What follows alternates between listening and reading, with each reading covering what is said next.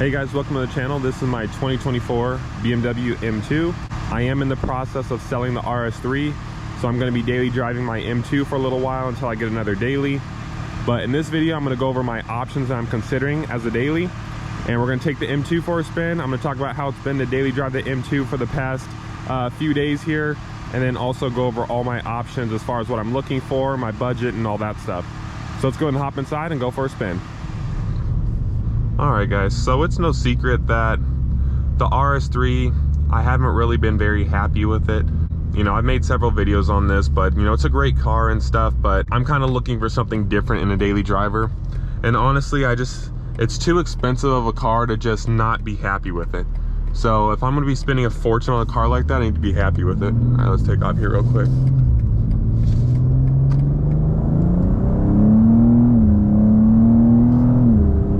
So much power.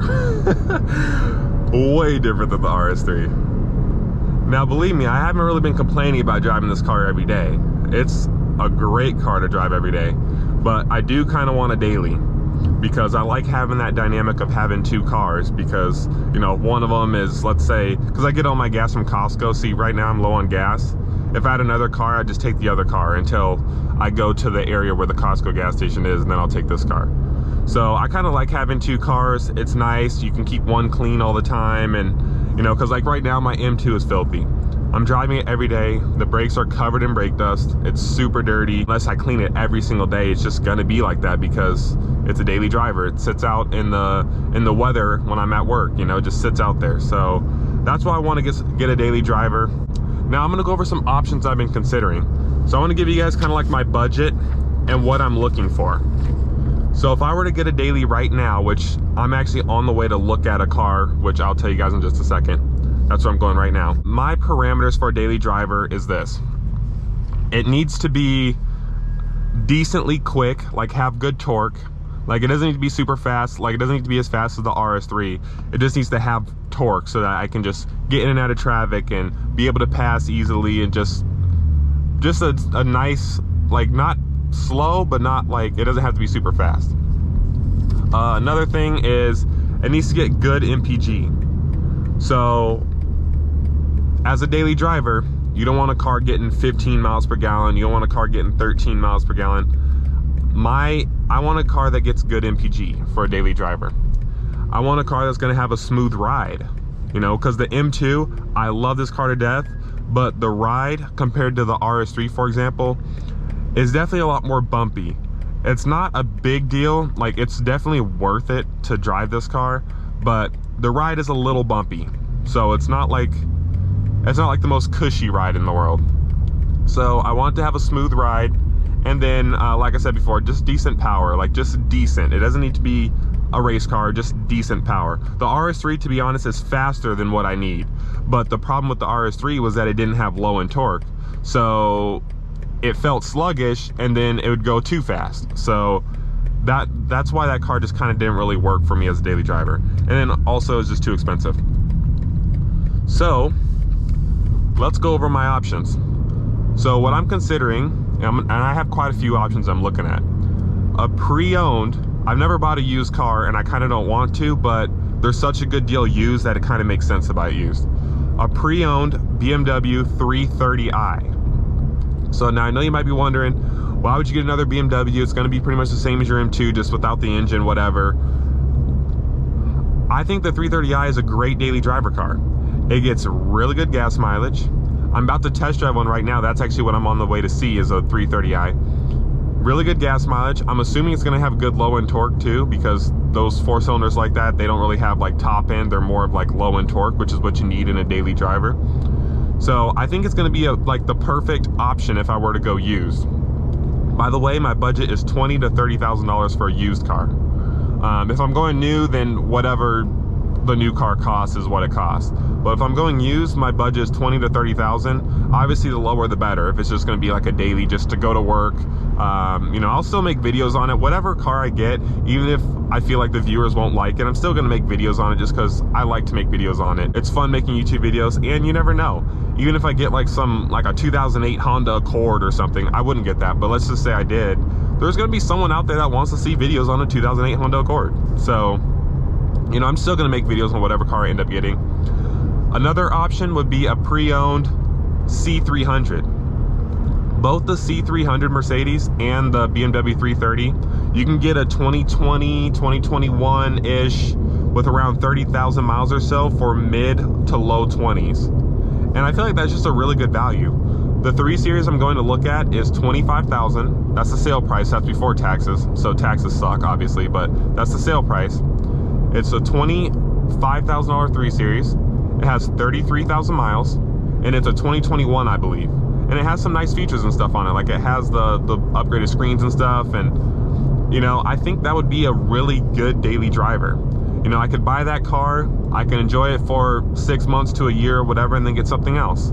You know, obviously it's going to depreciate, but since it already took that initial huge depreciation hit that BMWs do, or I should say regular BMWs do, the M2 is holding value pretty good actually, but regular BMWs have like a huge depreciation hit, as with a lot of luxury cars do.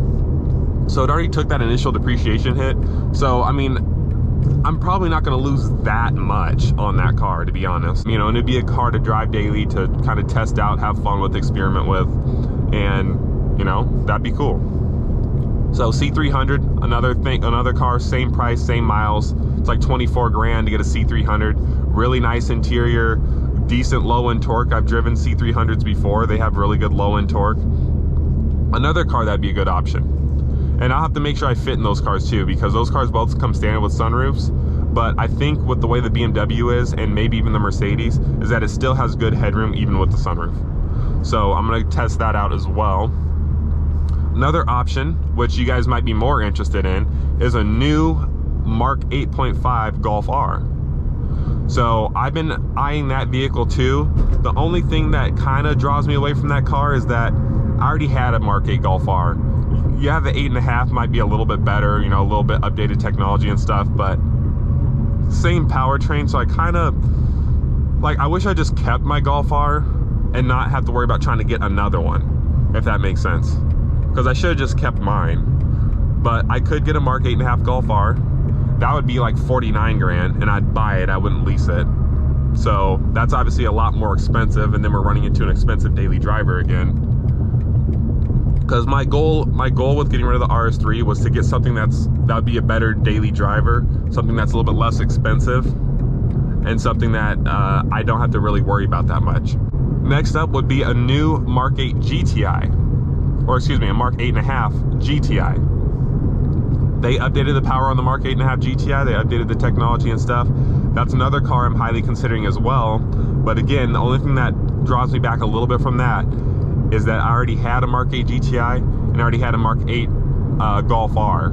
So if I go to a Mark 8.5 GTI, I'm kind of going backwards. And I understand that any car I get other than the RS3 is pretty much going to be going backwards as far as like the performance and the price and stuff. But if I buy another car when I could have just kept the one I already had, I just feel like an idiot. But that's another option I'm considering. That's like $34,000 because I'd get like a base model. I wouldn't get the fully loaded one because then you might as well better just get the Golf R. Next up would be the new Audi S5. So I don't know if you guys seen it, but a while back they revealed the new S5 and I think it looks really nice. You know, it's like a 4-door sedan, but still kind of has like the hatchback versatility and stuff. Something I'd highly consider. But again, that car is really expensive. I'd probably lease that car, and it'd probably be like $1,000 lease payment. So it's going to be a really expensive car payment for that car. It's going to be a lease. With a lease, you're locked into it, kind of. So I don't know. I'm considering that, but it's kind of expensive, and then I'm kind of running back into the same situation with the RS3, where the car is too expensive to use as just a daily beater type car. Next up would be a new, now people are going to hate this one, but this is one I've highly been considering. A new Tesla Model 3. Now, before you go crazy and like, oh man, trading in an RS3 for a Model 3 Tesla, you're not a car guy, that's the stupidest thing in the world. The RS3 is way better, it has soul. You're right. However, for what I'm going to be using it for, because I'm keeping my M2 regardless. I don't care what car I'm getting, I'm keeping my M2. For what I'll be using it for, which is to go to work and back and do errands with, that car kind of makes sense. It has low end torque. That's what I was lacking with the RS3. It'll be nice to zoom in and out of traffic, It won't cost me any money in gas because I can charge at work. If you guys don't know, I work at a Ford dealership and we have electric chargers at the dealership. So I can charge my car at work and not have to worry about paying for gas or electricity or anything, because I work pretty much all the time. So, you know, I can just charge the car. Or let's say hypothetically one day it has a low charge or whatever, I don't feel like driving it or whatever, just take the M2. Again, electric cars make sense if you have a second car to drive. So in my case, I'd have the M2. So I don't have to worry about, oh, you can't take road trips or road trips will be inconvenient. Even though with Tesla, actually road trips are not that inconvenient since their supercharging network is so good. But I could take the M2 if I wanted to. So I have a gas car to drive. So honestly, the Tesla makes the most sense, and that's the one I've been considering kind of most. I need to get gas. But I understand people are gonna hate it in the comments, but I'm gonna buy what I want for me, not for the YouTube channel. Again, YouTube channel is not my bread and butter. It's not where I make money. Well, I do make money off YouTube, but I don't make like real money off YouTube. So it's not worth it to buy a car I don't like or whatever just to make videos on it. I'll buy whatever car works for my situation. So that's what I've been highly considering. And if I get a Model 3, I'm considering either the standard range rear wheel drive, which is the base model, to save the most money and, you know, still be a good daily driver. But I feel like I can make more videos like racing and stuff like that if I get the dual motor all wheel drive. I'm not gonna get the performance. The performance is fantastic, it's super fast, but that car's just a little out of the budget that I want to spend for a daily driver. Because then I'm back up there at a $55,000, $60,000 car again, and it's gonna be expensive. By the way, I'd lease the Tesla. I'd do a 2-year lease because I don't wanna be stuck in the car for too long. I've never even kept a car for 2 years other than my first car, which was the Mustang EcoBoost. If I get a standard range with just the money due at signing, which is like the fees and stuff, it would be $538 a month.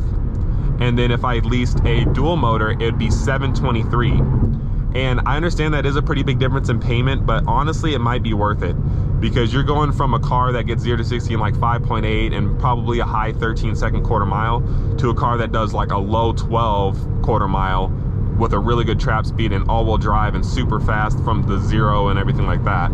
So that's kind of like the one I'm considering. If I get a Tesla, I'm probably gonna get the dual motor all-wheel drive one. It just makes the most sense for what I look for in a car. I like that low end torque. I like that get up and go.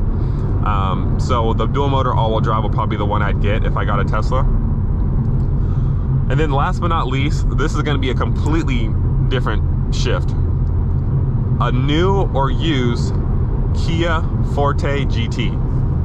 Again, I know you guys might be thinking, RS3 to a Forte GT, what are you thinking? I'm thinking of saving money.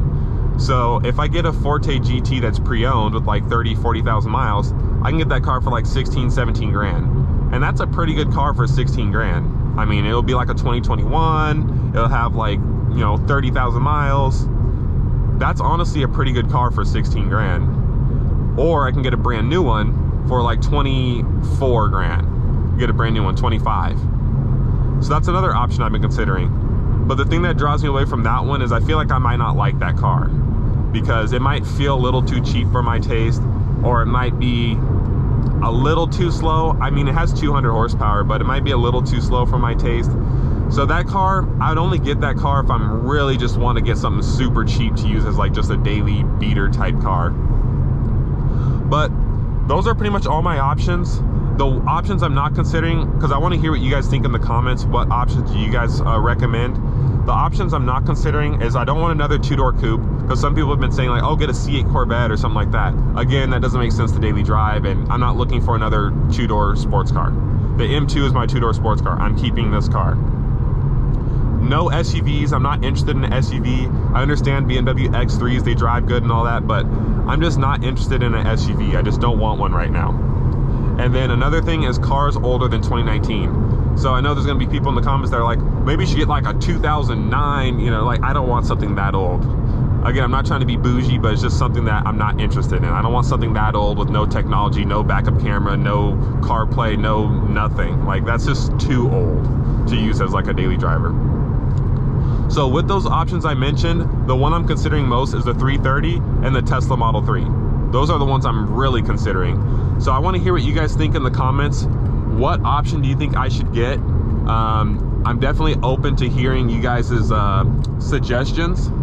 at the end of the day, like I said, I'm going to pick what I want, but I want to hear what you guys think about my options. By the way, driving the M2 daily has been great, other than, you know, the suspension is a little rough, but driving the M2 has been great to drive daily. I just don't want to mile it up too much because I plan on keeping it long term. I don't want to mile it up too much, and I don't want it to be dirty all the time, because when you daily drive a car, it's always just going to be dirty and dusty. So that's why I want to get a daily. But let me know what you guys think in the comments below. Which car do you think I should pick? And if you enjoyed this video, give it a like and subscribe, and I will see you in the next one.